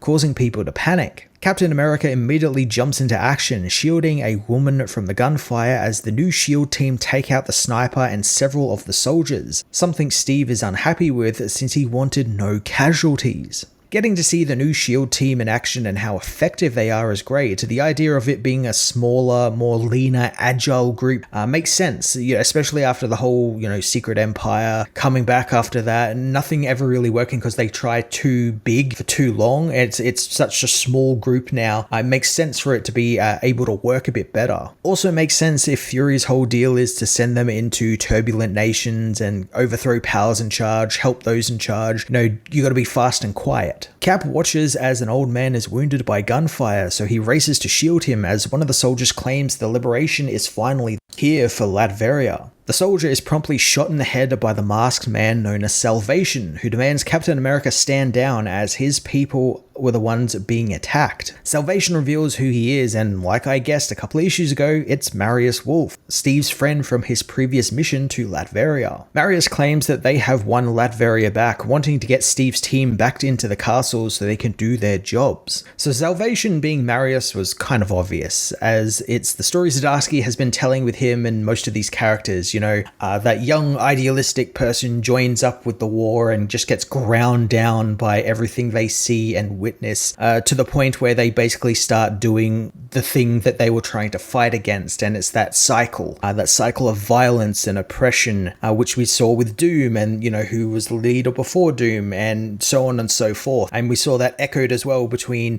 Cap and David as well. Marius is absolutely going to pull the same stuff Doom did with Cap and try and ingratiate himself to Steve, but it probably won't work this time, or at least not as effective, because Steve will be aware of that. I like a good old ally becomes an enemy storyline, and Chip keeps it very simple. It's right down the line. It's great. Marius takes Cap into the castle, revealing that it was raided before they could take control. Cap is still thinking over the firefight in the street below and how Marius and his soldiers were killing indiscriminately, but Marius knows his old friend thinks that he's just another Dr. Doom, but he assures Steve that he wants to install a democratic system once he has taken down the Liberators, since they can't afford terrorists intimidating voters. This is the stuff I was talking about where Marius is becoming like Doom. It's always, once we get into power, once we have a certain place in that power, then we'll be good, then we can do the peace and everything. The problem is it never gets to that piece, because then there's another problem and another problem and another problem, and they just have to keep the rule going, and that's the whole thing with despots. It becomes too addicting to them, and Zdarsky is going that exact route with Marius. The man mentions his mask, knowing that it is to give people something they understand and fear as they head into a transitionary period, since he never minded being the bad guy if that is what the people wanted.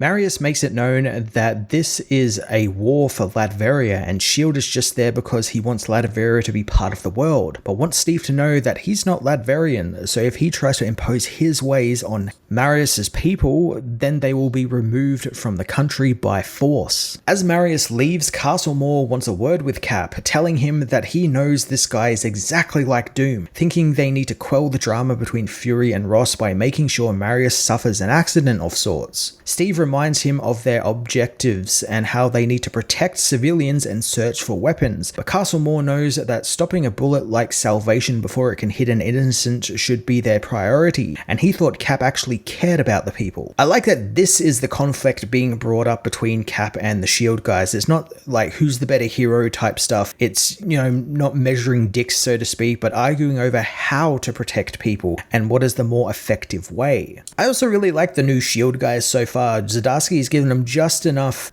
personality that, they're their own people. They're not just miscellaneous S.H.I.E.L.D. guy number 599 or something.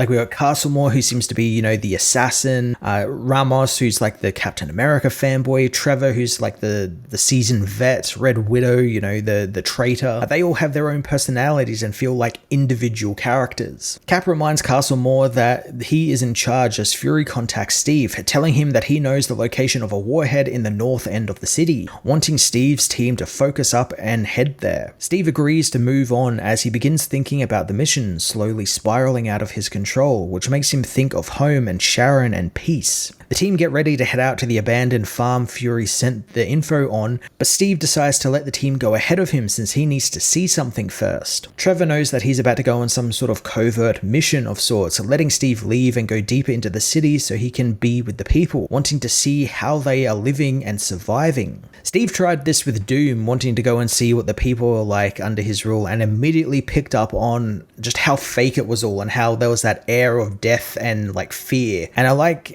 that's what he's doing again now, to see, what is Maris's rule like? Is that kind of the same? And I like that he just wants to be with the people and just figure out what they're like. And I imagine this is something he did during World War II as well, just went and into towns and just figured out what the people were like and if they enjoyed this or whether they were being oppressed. As Steve puts it, it's the best way to find out what's actually going on in an area. Steve helps a woman named Myrtle close up her fabric shop, and he is then invited to her home for dinner. And later that night, Myrtle talks with Steve about how Salvation is no savior, as he's disappearing people all through the city, people who speak up against him. Steve asks about the supposed free elections coming, but Myrtle knows that won't be happening, but she doesn't care, since she just wants some peace, since while Steve might think Salvation is another Doom, he's not. But the gap between Doom and another Doom will just create more death, and having a sharp knife is safer than a dull one, and Doom was one hell of a sharp knife. I like that analogy with the knife. It's very fitting for Doom, since no matter what you could see of Doom, at least the people were alive and not dying in the streets from sickness or anything like that. They weren't flourishing, but they were alive, which isn't how they are like with Salvation, and that is because of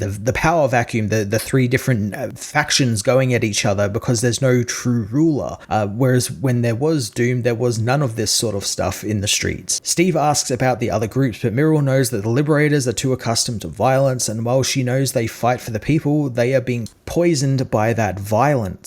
And the Homeland Party is too weak, with their leader Alina's non-violent protests not really doing anything to shift the power dynamics. Myrtle thinks that she'll be dead by summer, hoping that she'll become a martyr for the people if that happens. Steve hopes that there would be a better way forward, and the people need to dictate their own future together, since while democracy is flawed, it is worth it. Steve and Myrtle's talk is interrupted by Myrtle's son, who mentions someone sneaking around outside. Steve tells them to hide as he goes outside and grabs the man looking through the window, trying to knock him out quietly.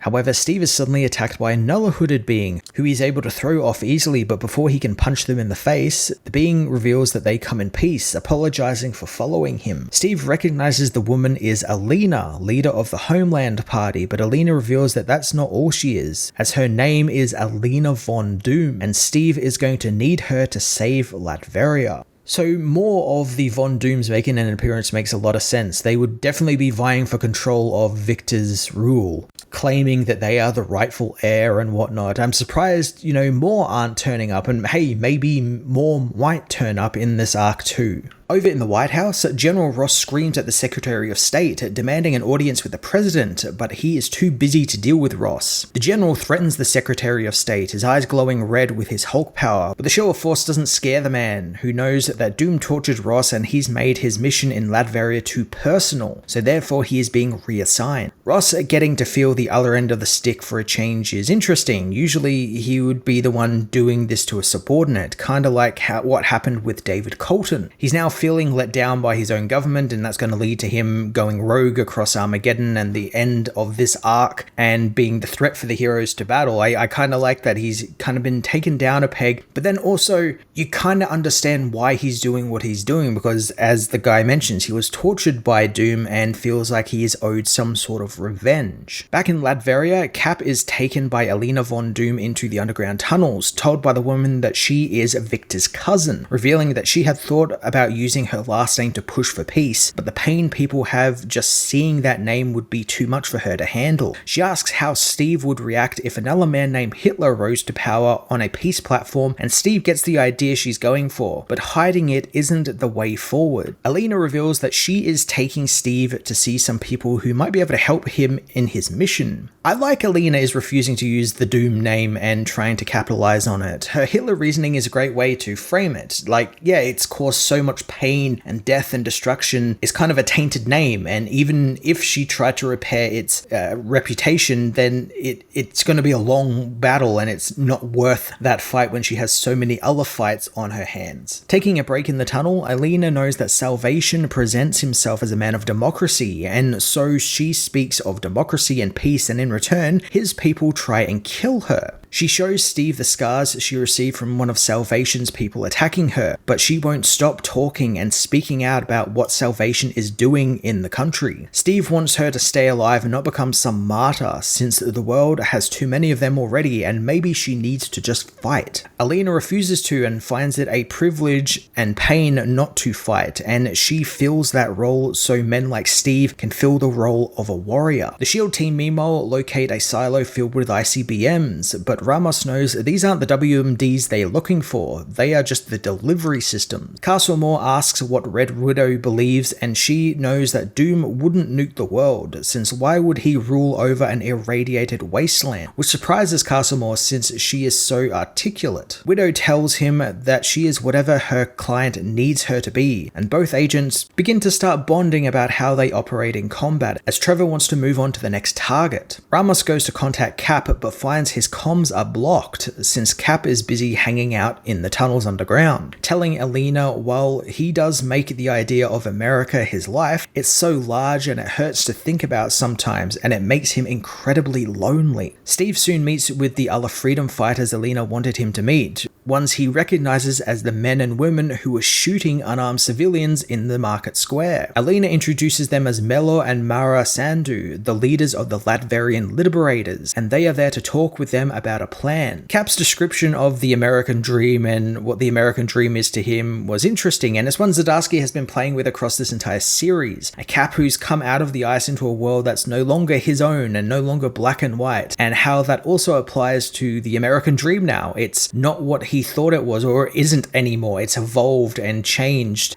maybe even been destroyed a little bit, and Cap is beginning to realize that, and he's trying so hard to keep it going and keep it alive. It's a complicated, interesting take on Cap, and so much better than when writers just write him as, you know, big American guy who loves his country. It's very far and few between, especially in modern takes of Cap, but it does still happen. I think a Cap who can see the pros and cons of America and where they stand is a superior Cap, and one who actually is a lot better than one who just thinks America is the best all the time. Cap gives the siblings a moment to talk, learning while they carry the dead in their hearts, it won't change their mission, freedom no matter the cost, and they don't think that they are any different from Captain America, since even in war, he would kill when needed to. They know that Salvation is aware of Doom's WMDs and where they are, and he might even control them, and if that's the case, he will use them before the UN votes on how to handle Latveria. Mara reveals that there is a master list of all of the weapons' locations, and they will help Cap and his team find that list, but only if he promises to take the weapons from Salvation before they kill him. Ross meanwhile meets with his new team, telling them that meeting with POTUS didn't go well and it's time they did things their way. He knows that all of the soldiers are patriots, and while they are there, they will probably be branded as traitors, but he wants them to know what they're about to do is for freedom. He shows the group footage of the Hulk, the implication being he's going to turn these guys into Hulks or some type of Gamma soldiers. The SHIELD team meanwhile are told by Fury to head for the former US embassy, figuring Doom's making some sick joke by storing weapons there. Fury is told about Steve going walkabout, something he didn't know until now, and he tells Trevor to go radio silence since someone could be watching and listening, and someone is, as Salvation's men surveil the team. Told to hold on moving on the SHIELD team by Salvation, since the moment they find the weapons is when they'll blow them all to pieces. Cap and the new Rebel team move into a warehouse that the Master List is supposedly in, taking the guards out quietly without violence, as Cap stops the siblings from killing any of them. Steve knows that he can't trust these siblings, and it means he needs to keep an eye on them and the enemy as well, since they could be up to something. Alina, being a more non-violent protester, siding with the ultra-violent protesters is definitely a choice. Zdarsky did explain the reasonings Alina has, but it feels like Cap is being set up for something between all of these different factions. Soon though, the infiltration goes awry as someone spots them, but despite Cap knocking the guard out, Anella sees him and the alarm is sounded. Milo shoots at the soldiers, but as promised, he only wounds them. And as the man deals with the soldiers, Cap leaps into a moving jeep and tries to stop it before it can escape and warn the whole army. As Cap fights with the soldiers, the jeep goes careening off a cliff and is destroyed, catapulting Cap into a pit, which he finds it filled with dead bodies. The bodies of those Salvation has killed. And this is the unforgivable thing that Salvation has done that will put him directly against Cap. It's a great reveal. The guy who once fought against Doom has become the new worst Doom. I knew it was going to happen, but damn, Zdarsky really pulled off that landing with just making it hit like a gut punch. Enraged, Cap climbs from the hole and beats the oncoming soldiers with an inch of their lives as Fury tries to order him to go to the embassy. Cap doesn't listen to Fury as Mara stops him from killing the men, apologizing for what has happened. She reveals that these are the dead civilians who spoke out against Salvation, and the team lied to Steve since there was never any master list of the weapons. It was actually a list of the dead, and they wanted to get the list so they can give some closure to the victims' families. Cap finally contacts Fury, who Steve fills in on what he has found in the graves. Fury wants to go through the normal channels and contact the UN, but Steve doesn't want that since Salvation has killed and he is going to end this now, and God help Fury if he stands in his way.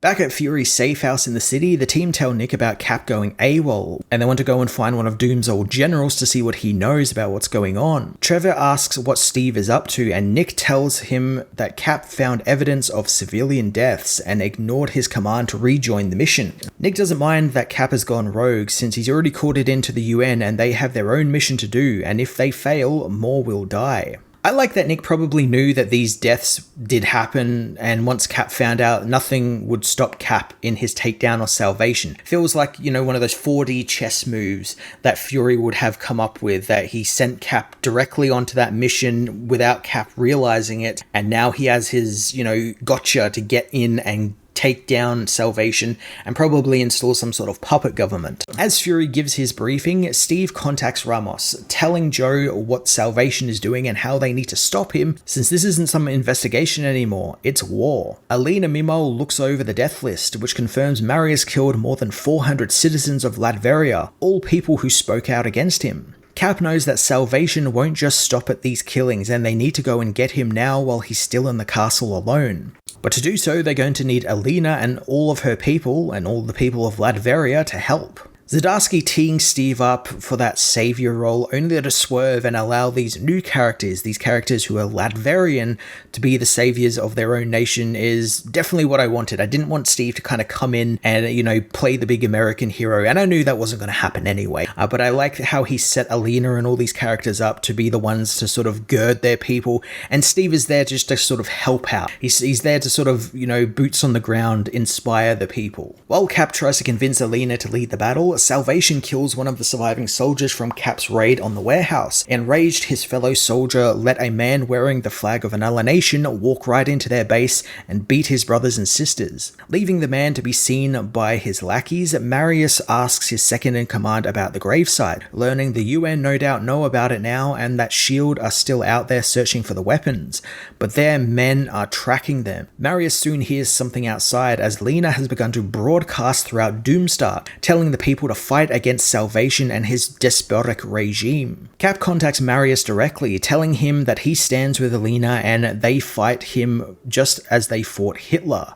Red Skull, and countless others. He wants Marius to think about the route he is taking and think about it long and hard, since he still can surrender. But if he chooses the other option, they'll drag his broken body from the castle. I love a good Cap speech, especially one where he's talking directly to a villain, giving them the chance to stand down, but they never do. It's always Cap ends up coming and hitting them over the face with the shield multiple times, and I always get really hyped when he has one of those speeches, and this is one of those speeches, and it's really short too, it's not overly long either. The shield team meanwhile want to go and help Steve. as Ramos has told the team about what Cap has planned, but Trevor wants them to stick to their assignment, since the weapons they seek will kill everyone. In a surprising move, Joe stands up to Trevor, telling him while they are hired guns, they are also humans and Salvation is about to kill a lot more people and they are going to stop him. Castlemore finds himself agreeing with Joe, but of course Red Widow sides with Trevor, knowing that he could cause the new iteration of S.H.I.E.L.D. to collapse before it's even begun if they go and take down Salvation. She believes that stopping the weapons is more important than stopping Salvation, and Cap is going after the villain proves he's selfish, since Steve just wants to feel good in the moment while fighting for the downtrodden. Widow definitely still strikes me as, the third act turncoat material, since that's been her whole game since her introduction back during the Iron Avengers run.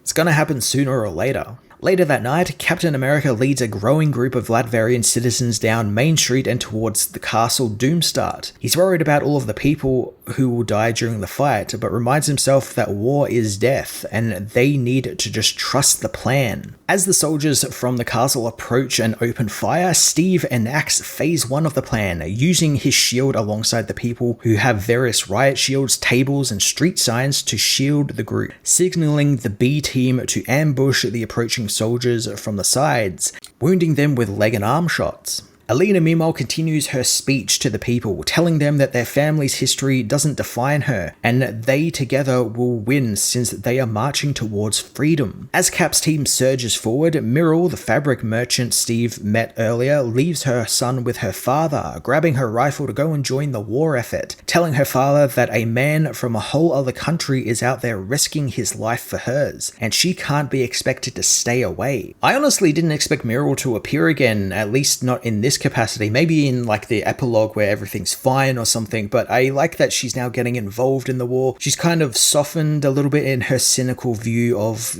power and, who takes power and everything. I like that she's inspired by Steve and the words he spoke to her over dinner, and how seeing him fight for her country inspired her to pick up arms to defend her own country as well. It's a really great use of Captain America and the inspiration he can give other people in other countries. Cap meanwhile is wounded by a stray bullet and caught by Salvation's soldiers, but before they can execute him though, Castlemore and Ramos arrive, rescuing him. As the team regroups and heads towards the castle, Mara believes that Salvation will use the weapons he supposedly has, so they must hurry. High above Latveria though, General Ross and his new team arrive, learning of what's going on down on the ground. Ross is angered that the White House didn't listen to him, but believes Steve Rogers has gone rogue, and it's a blessing in disguise, since now Latveria is being handed up to him and America on a silver platter. This is what I was saying before about Fury running some sort of con on Steve, since I bet he knew Steve was going to be doing all of this that would then trigger Ross returning and then America sweeping in to take over, something which I'm sure would benefit the new S.H.I.E.L.D. outfit greatly in some way.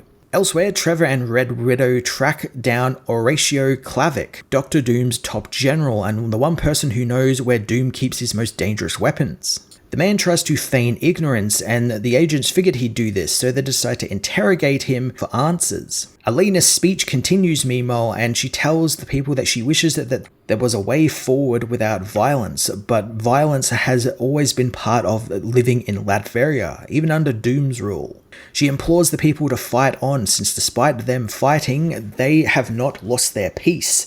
They are ensuring it. Salvation's soldiers soon find Alina's broadcasting location and attack her, and despite being beaten, Alina manages to tell Captain America to be a warrior for peace and the people. Cap hears the gunshot that takes Alina's life as the portcullis for the castle rises up, with Salvation telling Steve that Alina's death was his fault and his American interference made that happen. Salvation reveals himself to Steve, now taking on one of Doom's old armors for himself as he proclaims Salvation will be his doom. I'm quite liking the new design for Salvation. I did like the old one. The old design kind of made him look like a Metal Gear Solid villain, especially with the Air Force cap thing he had on his head with the mask. But this new one makes him look kind of like Shredder from TMNT. It's a cool new look, and I like that he's basically become what he hated so much. Marius has become Dr. Doom. Also, Salvation finally getting some page time is good, since, the last couple of issues he's been kind of barely there, and for being the big bad of the arc, we haven't really been dealing with him. We've just been seeing the repercussions of his rule, and kind of hoping we get a little bit more of him in the next issue where he gets to fight one-on-one with Steve and some of these other characters we've been with in the last couple of issues. Salvation comes at Cap and his team, still believing that Mara and Mellor want to overthrow him and take control of the people, but he's the only one who has the power to do that. Salvation blasts Mara into a nearby pile of rubble, killing her instantly as Cap launches himself at Salvation alongside Castlemore, attacking the man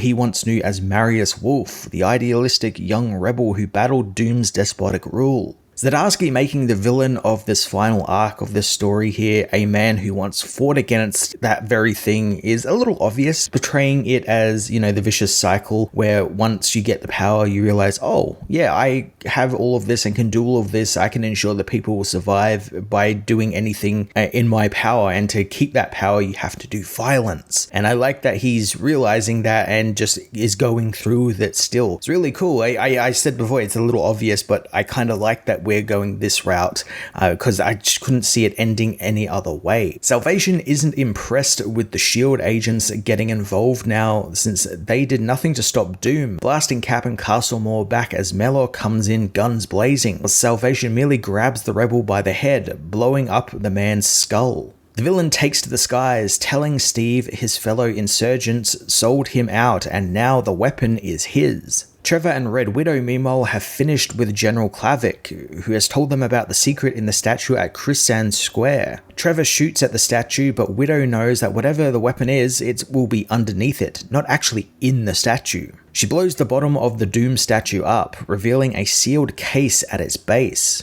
Before Trevor can retrieve the case though, the very obvious thing happens and Red Widow shoots Trevor in the head, killing him before retrieving the case herself, turning off her communications as Castlemore tries to warn her of Salvation heading her way. So this twist, if you can call it that really, you could see from space. Like, this is exactly why Red Widow was in the book, to double-cross, betray the team. So that's like been her MO since she was invented. It doesn't make it a bad thing though. I like Zdarsky put a little bit more emotional weight on it by having Widow kill Trevor, an actual named character we've gotten to know over the last few issues, and not just some nameless masked SHIELD agent she was teamed with. Back in the city, Steve tends to the wounded Castlemore as they all take in the damage the battle caused. Steve wants to go after Salvation, finding none of the team's vehicles are in working order anymore though. Luckily, a local brings Steve a horse as Ramos tells Cap that the people need medical help and they cannot leave them and join him. Steve understands, which is why he tells Ramos to stay there and help Castlemore and the others, but he'll be back, and if for some reason he isn't, then an honor serving with Ramos. I really like this Joe Ramos character. He's a cool dude, and I'm glad he didn't fit into the usual SHIELD agent hole, where it could be revealed that, he's a double agent, or like him and Steve butt heads or anything. But I like that there's like a mutual respect between the two, and Ramos is actually a bit more of a hero than the other members of SHIELD are. He's more in line with Cap. As Steve rides off to find Salvation, he contacts Fury, wanting Widow and Trevor's location. Fury, however, has his own problems as Ross has contacted him, citing how between mass graves and Avenger fighting with rebellions and a WMD, Fury has gotten the entire attention of the US government and Ross. He tells the listening in Steve that he has made America very angry, and he won't like America when it's angry. Salvation, meanwhile, meets with Red Widow, who's been working for him this entire time, because of course she has.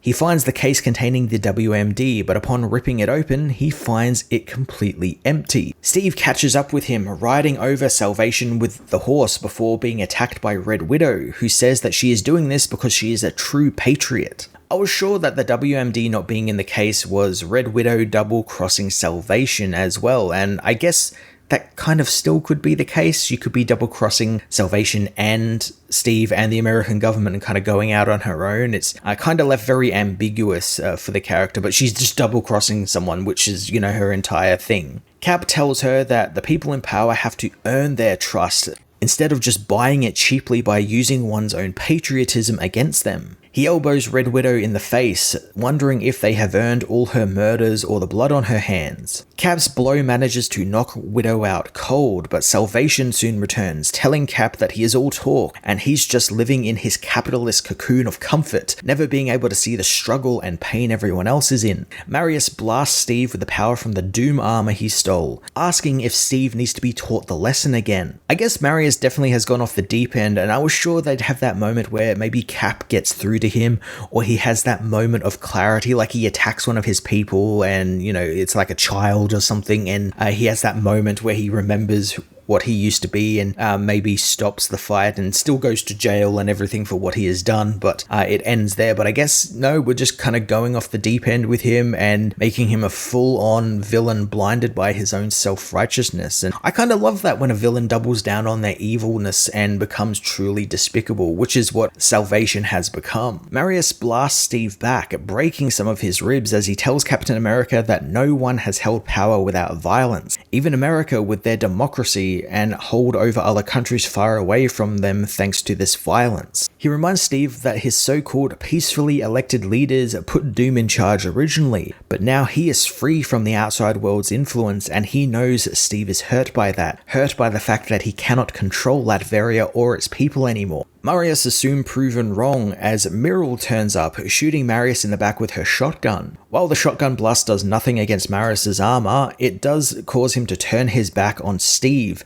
and confront the woman, knowing even proud Latverians aren't immune to American propaganda, it seems.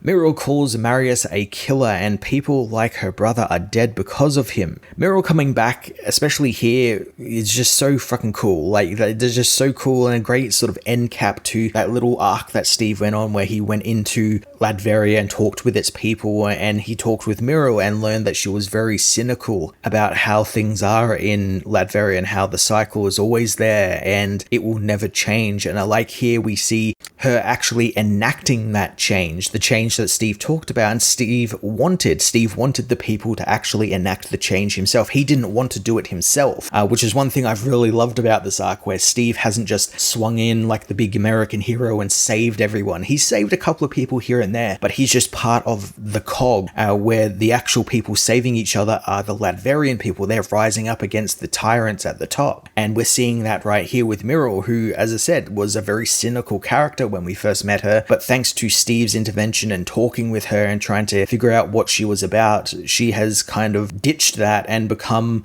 someone who has been inspired by Steve to take up arms for her own country. This also leads us into the next sequence where Steve gets the drop on Marius and manages to disable his armor, and it's actually the Latverian people who defeat the villain, which I'm glad was the way it went down. I'm glad, again, Steve didn't just swing in and just save everyone. The Latverian people have their agency, and that's what the whole story has been about. After Steve rams his shield into Marius's armor and disables it, the people dogpile him, ripping the armor off as Steve reminds him the people are in charge, and they both just saw 10 years prior how the people stood against Doom, and all Marius figured out was that where Doom rose and fall, he was going to rise but not fall, becoming the thing he hated the most. Steve leaves Marius to the fate of the people, telling him that he has forgotten his people, but they sure as hell didn't forget him. Steve finds the statue the WMD was buried alongside Trevor's body, and he knows Doom wouldn't bury a weapon here since it's so beneath him, almost quite literally, and he wouldn't keep a weapon like that right there. He remembers the statue was gesturing towards something, a house nearby, and the inscription mentions humble beginnings. Steve begins putting things together, realizing that they are in Chrysan Square, which is named after Doom's mother since she lived in the house the statue was pointing at. Steve enters the house, and this is where he finds Fury in a tense standoff with an old woman, who warns them both to leave or die as she racks her shotgun. A voice tells the woman that he cannot stay hidden forever as a boy reveals himself, proclaiming himself to be Victor Von Doom, and he is ready to lead Latveria, and just in time too, since elsewhere, Red Hulk and his Hulk squad have arrived in the nation and plan on taking it for the glory of America. A clone of Doom was not something I expected at the tail end of this arc, but of course, Doom would have a contingency in place to ensure his rule is eternal, and of course Doom was going to come back in some way or form. You've got movie synergy probably kicking in very soon thanks to Avengers Doomsday, so Doom needs to still be around in the Marvel Universe in some form. It was a real nice surprise though. This is a great cliffhanger ending, like this kid kind of came out of nowhere. I like that Doom kind of referred to him as a weapon, like this is Doom's WMD, his ultimate weapon, and it's himself. Like, yeah, that's totally something Doom would do. He sees himself as a WMD. It's great. I'm intrigued to see what Zdarsky is going to do in the final arc for this issue before Armageddon kicks into full swing in June. It's really interesting to see what he's doing with Red Hulk too, how Red Hulk is trying to just basically invade this country for America, even though he doesn't have American influence. Like, he doesn't have the go-ahead from the president or anything, so I'm intrigued to see what's going to happen in that arc.